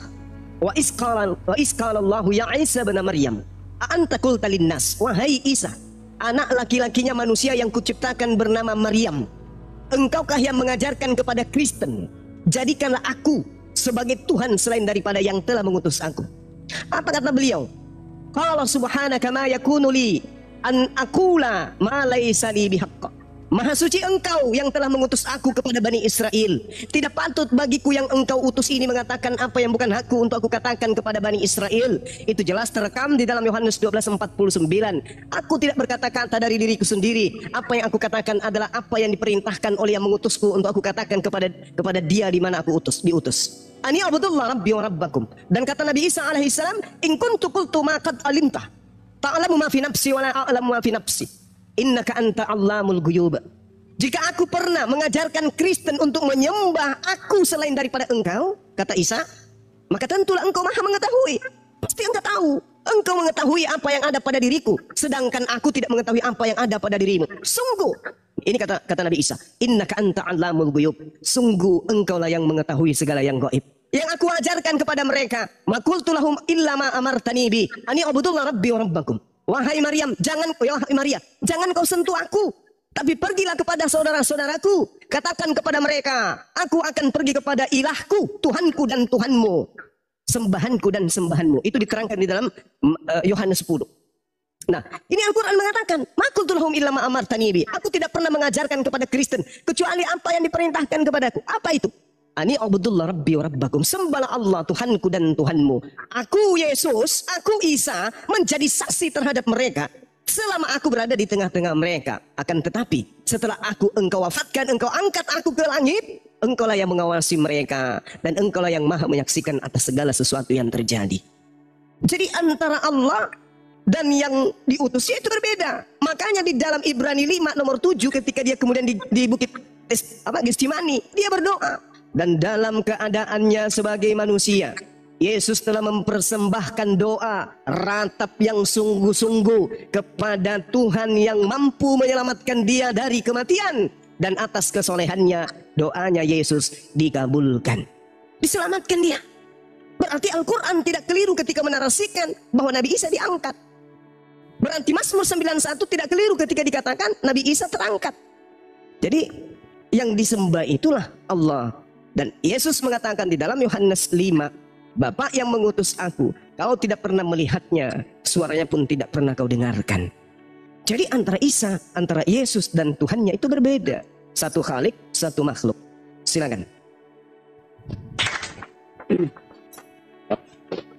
Assalamualaikum warahmatullahi wabarakatuh. Waalaikumsalam warahmatullahi wabarakatuh. Silakan kayu lapu. Gimana ini? Kemana? Udah mulai terguncang? Belum ya? Ya karena ya itu sering saya dengar sih. Saya udah pernah juga ketemu sama siapa ini, Somad. Oh. Pernah juga saya bertanya kepada Ustaz dan juga saya bertanya juga kepada pendeta-pendeta. Bukan, cuman saya pun bingung gitu. Jadi karena ini kan kalau ya apalagi mau saya pertanyakan. 2 jam waktu Anda untuk bertanya aja terus. Nggak apa-apa ini. Bang, kata Bang Juma 2 jam waktu Anda untuk bertanya. Berarti nanti 1 jam lagi aku mengumpulkan persembahan ya, Bro Agni kayu lapu, ya kan? Kalau di gereja kan gitu. Habis khotbah persembahannya kan? Ya kan kayu lapu? Iya. Bertanya Bang tentang konsep keselamatan dalam Islam dan Kristen, harus Anda tahu juga. Ayo silakan. Iya. Iya. Kalau di dalam Islam itu juru selamatnya apa, Bang? Kalau di dalam Islam itu juru selamat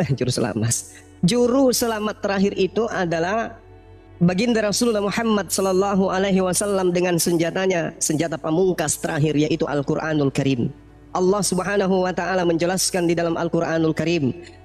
Allah mengajarkan supaya wahyu yang disampaikan kepada Nabi Muhammad sallallahu alaihi wasallam itu diajarkan bukan hanya kepada seluruh orang Indonesia, tapi justru kepada mereka yang Allah pernah berikan kedudukan sebagai umat pilihan. Ini ma'akum, kata Allah. Di dalam surah Al-Ma'idah, orang-orang Yahudi, Bani Israel, Bani Yakub, Allah katakan, aku memilih kalian yang 12 ini, 12 suku ini aku lebihkan dari bangsa lain pada masamu, aku bersama dengan kalian. Tapi setelah itu, baginda Rasulullah Muhammad sallallahu alaihi wasallam datang kemudian. Apa kata Allah? Yahdi bihillah manittama'a ridwanahu subulan salam wa yukhrijuhum minaz zulumati ilan nur biiznih. wa yahdihim ila siratim mustaqim. Wahai Bani Israel, wahai Bani Israel ahli kitab, dengan Al-Quran itu Allah memberi petunjuk kepada orang yang mengikuti keridaannya kepada jalan keselamatan. Jadi jalan keselamatan terakhir itu adalah Al-Quranul Karim. Gak ada lagi. Kita lihat Taurat. Taurat hanya untuk Bani Israel. Yesus datang hanya untuk Bani Israel. Matius 15 nomor 24. Aku diutus hanya kepada domba yang hilang, yang sesat dari Bani Yakub. Lalu kemudian Al-Quran datang diperuntukkan untuk seluruh manusia. Bil bayyinati waz zubur wa anzalna ilaika dzikr litubayyina linnas. Litubayyina linnas. Al-Quran datang kepada baginda Rasulullah Muhammad sallallahu alaihi wasallam untuk seluruh umat manusia. Jadi bukan hanya untuk orang Arab, tapi seluruh umat manusia. Agar mereka mengetahui. Nah, makanya kalau Anda bertanya, mana jalan keselamatan terakhir? Jalan keselamatan terakhir itu adalah Islam. Mari kita lihat di dalam Yeremia, ya terakhir ini ya, supaya Anda paham untuk sesi pertanyaan Anda. Di dalam Yeremia diterangkan begini, bahwasanya Allah Subhanahu wa taala menjadikan daripada ajaran yang dirancang kemudian itu adalah ajaran Islam. Allah merancang kemudian bahwa ketetapan-ketetapan itu sudah dinubuatkan oleh Allah dalam Yeremia 29. Apa yang diterangkan di sana, Bung? Kalau Anda pernah belajar bahasa Ibrani, Anda akan terkesima membaca dalil tersebut. Apa yang dikatakan di dalamnya? Aku tahu bahwa rancangan-rancangan apa yang aku buat mengenai kalian, wahai manusia. Sebab aku ini mengetahui rancangan-rancangan apa yang ada padaku mengenai kalian. Demikianlah firman Tuhan, yaitu rancangan Shalom.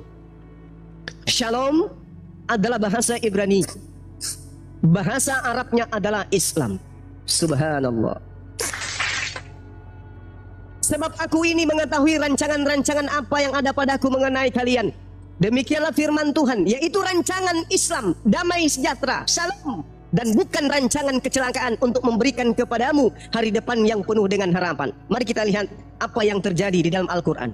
Kita lihat supaya kita ini orang mengada-ngada, tidak. Al-Quran At-Taghabun menjelaskan dengan sangat rinci kepada kami umat Islam bahwa Allah Subhanahu wa taala memang betul Islam itu adalah jalan keselamatan. Mana dalilnya? Yauma yajma'ukum liyaumil jam'i dzalika yaumut taghabun wa may yu'min billahi wa ya'mal shalihan yukaffir anhu sayyi'atihi wa yudkhilhu jannah tajri min tahtihal anhar khalidina fiha abada dzalikal fawzul azim. Ingatlah pada hari di mana manusia seluruhnya, mulai dari Adam sampai manusia terakhir dihimpun, dikumpulkan, di mana hari penghakiman itu datang. Hari di mana semua perbuatan-perbuatan yang kita sembunyikan kepada seluruh manusia itu akan diungkapkan oleh Allah. Kesalahan-kesalahan kita dibuka oleh Allah di padang mahsyar. Lalu kata Allah, barang siapa yang beriman kepada Allah dan mengerjakan amalan saleh, niscaya Allah, ini titik poinnya, niscaya Allah akan menghapuskan dosa-dosanya dan memasukkannya ke dalam surga. Mereka kekal di dalamnya selama-lamanya. Itulah kemenangan yang agung. Apa yang kita cari dalam kehidupan ini?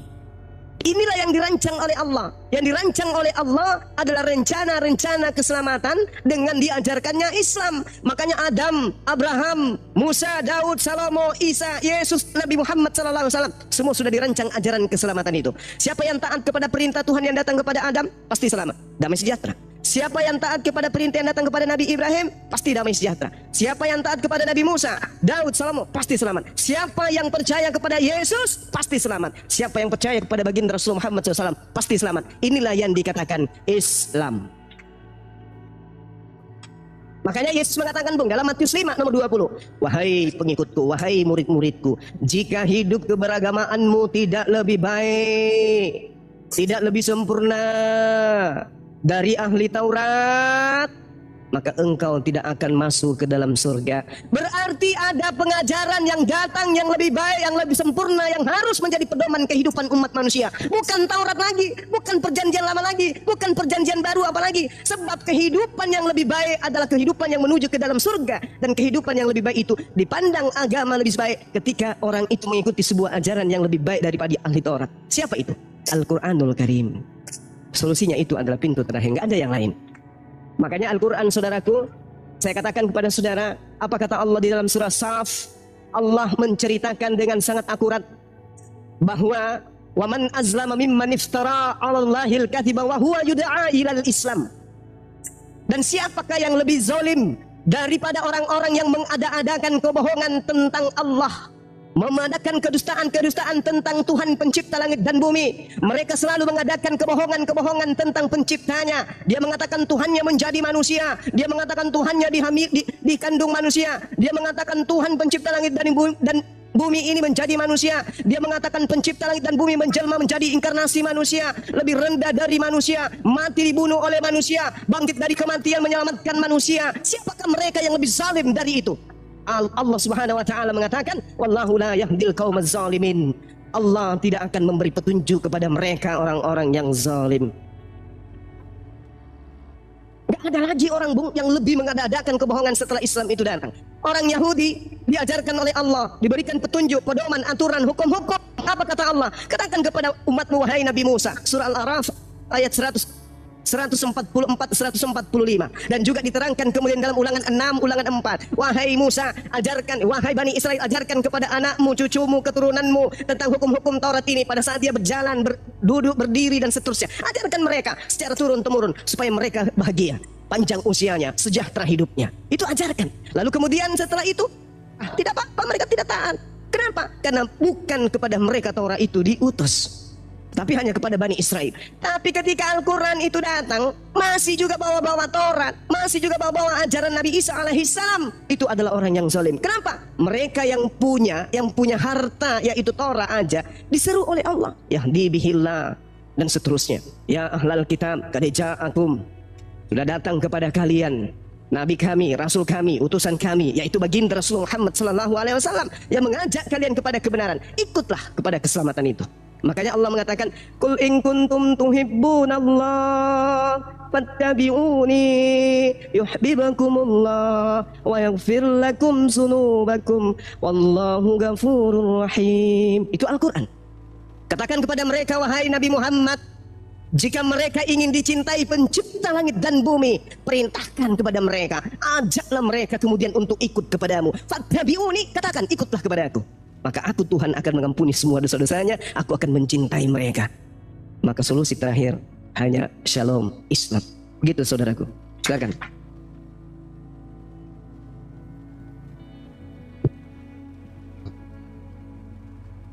Kayu lapuk sepertinya sangat terkesima sehingga dia tidak bisa berkata-kata, Bang Juma. Hidayah kalau datang nggak ada yang bisa menghalangi. Iya. Kayu lapuk, Bang Juma mempersilahkan Bang Kayu lapuk untuk bicara. Kayu lapuk.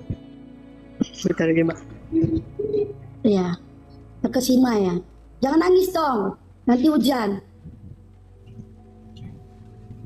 Terkesima, terpesona, tersanjung.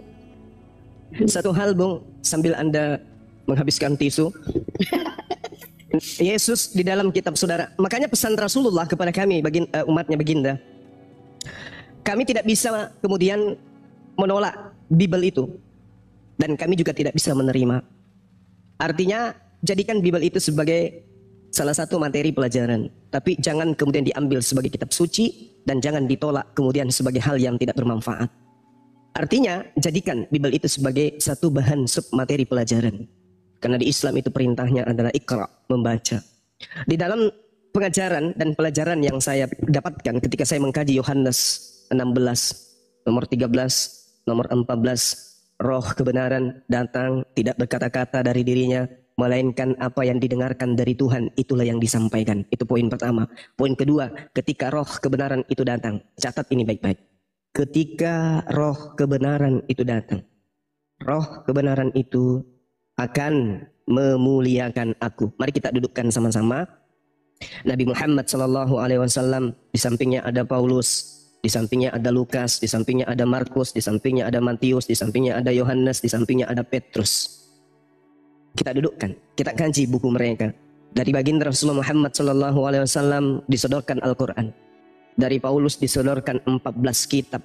Dari Lukas disodorkan Lukas 1, Lukas 2, kisah para rasul dan seterusnya. Markus demikian adanya. Kemudian siapapun, kemudian itu Markus, Yohanes dan seterusnya. Juga Petrus 1, Petrus 2 dan seterusnya. Kita teliti buku-buku ini. Di mana kita dapat menemukan isi yang ada di dalamnya memuliakan Yesus. Memuliakan Nabi yang datang kepada Bani Israel, lahir tanpa ayah, yang kemudian menyembuhkan orang yang buta, lumpuh, membangkitkan orang mati. Kitab mana di antara kitab-kitab ini yang kemudian kita temukan kemuliaan terhadap oknum tersebut? Saya tantang teman-teman Kristen seluruh dunia, kalau mampu menunjukkan ada kata-kata hinaan terhadap sosok yang datang kepada Bani Israel yang lahir tanpa ayah, maka saya katakan kitab Anda betul. Tapi selama itu Anda tidak menemukan, maka saya hanya mampu menyodorkan tidak ada catatan-catatan di dalam buku yang Anda sebutkan, kitab kanon dan surah-surah Paulus itu, yang terindikasi memuliakan oknum tersebut. Semakin banyak cerita mereka, semakin banyak buku mereka, maka semakin banyak torehan, hujatan, penistaan dan penghinaan yang kita temukan di sana. Semakin banyak, dan saya bisa buktikan itu. Nah, sementara rujukan kita adalah pernyataan Yesus ketika roh kebenaran itu datang, maka dia akan memuliakan aku. Subhanallah, kemuliaan oknum tersebut hanya ada di dalam Al-Quranul Karim. Disebutkan dari sejak ibunya wanita yang suci, lahirnya tempatnya suci, dakwanya misinya suci, tempat kelahirannya suci, misi kedatangannya suci, kemudian kepergiannya juga suci, kemudian keberadaannya juga suci, tertinggi di antara seluruh kemudian penyampaian dikatakan dia terkemuka di dunia dan di akhirat. Coba kalau saya balik nanya, ditumpuk kitab ini, Paulus punya kitab 14, ditumpuk Lukas, ditumpuk Markus, satu pertanyaan muncul. Siapa manusia yang ada di kitab ini yang pernah mati terkutuk dan diludahi wajahnya? Hadapkan saya dengan Kristen, apapun sekolahnya, untuk menjawab ini dengan jujur. Habis itu ketika dia menentukan bahwa manusia yang terkutuk, yang disebutkan dibunuh dengan sangat terhina dan nista di dalam buku-buku ini, itu kemudian inti poinnya, kredit plusnya, apakah itu kemuliaan untuk dia atau itu penghinaan? Dan membuat kemudian orang Yahudi tertawa. Al-Quran mengatakan beliau manusia suci, terkemuka di dunia dan di akhirat. Kalau dia terkemuka, mustahil diludahin. Kalau dia terkemuka, mustahil kemudian dia terkutuk. Mustahil dia diperlakukan seperti itu. Tetapi karena doktrin dogma yang tadinya dihinakan, dinistakan, berubah menjadi sebuah kemuliaan. Apa mungkin manusia yang diludahi ini dianggap dimuliakan?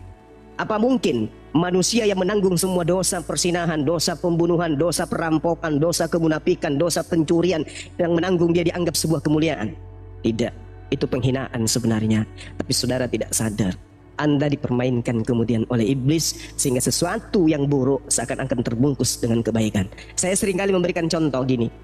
Amin Ma'ruf adalah seorang kiai yang kita hormati. Dia adalah seorang ulama, dia wakil presiden kita. Ketika beliau lewat, lalu kita mengetahui bahwa panggilan tertinggi adalah presiden. Beliau lewat, lalu kita teriaki, wahai Bapak Presiden. Apakah dia mulia? Mendengarkan itu merasa terhormat? Tidak. Sungguh dia merasa dihinakan.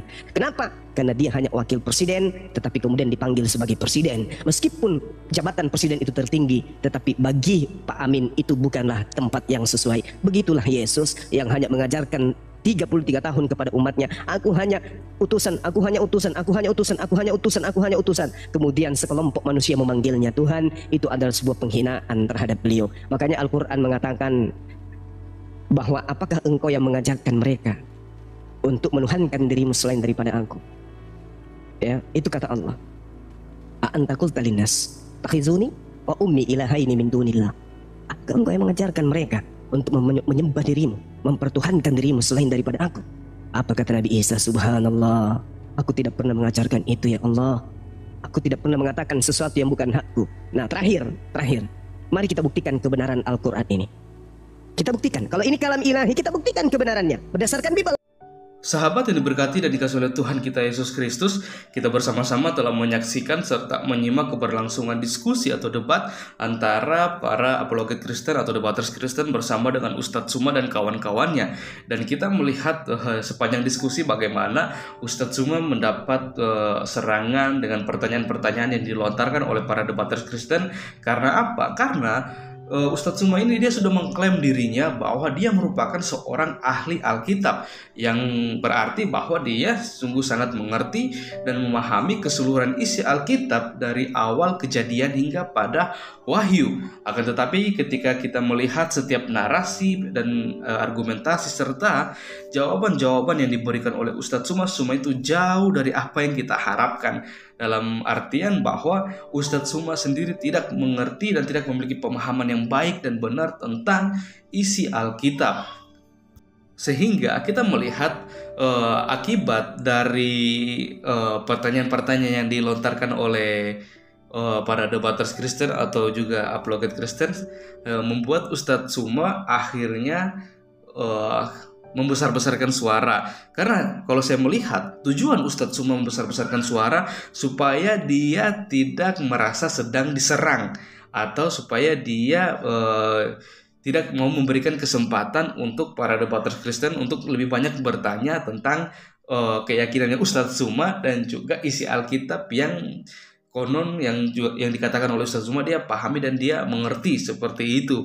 Karena saya melihat ini merupakan trik dari Ustadz Suma untuk menggelabuhi para apologet Kristen dan juga para debaters Kristen seperti itu, dengan membesar-besarkan suara, dengan berteriak-berteriak supaya membuat lawan debatnya itu menjadi merasa seperti diserang. Akan tetapi kita melihat bagaimana secara luar biasa orang Kristen atau apologet Kristen ini, mereka terus mempertahankan setiap argumentasi dan juga pertanyaan mereka kepada Ustadz Suma supaya Ustadz Suma bisa menjawab semuanya itu. Yang akhirnya hal itu membuat Ustadz Suma sendiri merasa kebingungan, kepanasan, dan juga mencari cara dan celah untuk seperti hal dia mau bisa dikatakan kayak dia mau lari dari pertanyaan yang dilontarkan seperti itu.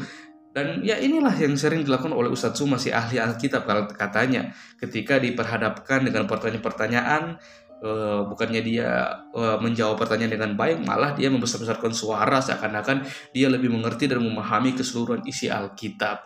Dan kalau kita melihat pemahaman Ustadz Suma tentang konsep karya keselamatan yang disediakan Allah melalui Yesus Kristus untuk umat manusia, itu aja dia tidak mengerti. Bahkan dia melontarkan suatu tuduhan bahwa kita sebagai orang Kristen telah membuat Yesus mati terkutuk.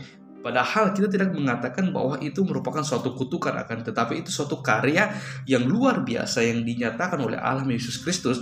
Bagaimana Yesus Kristus mengorbankan dirinya untuk mati di kayu salib untuk menebus kita manusia yang berdosa.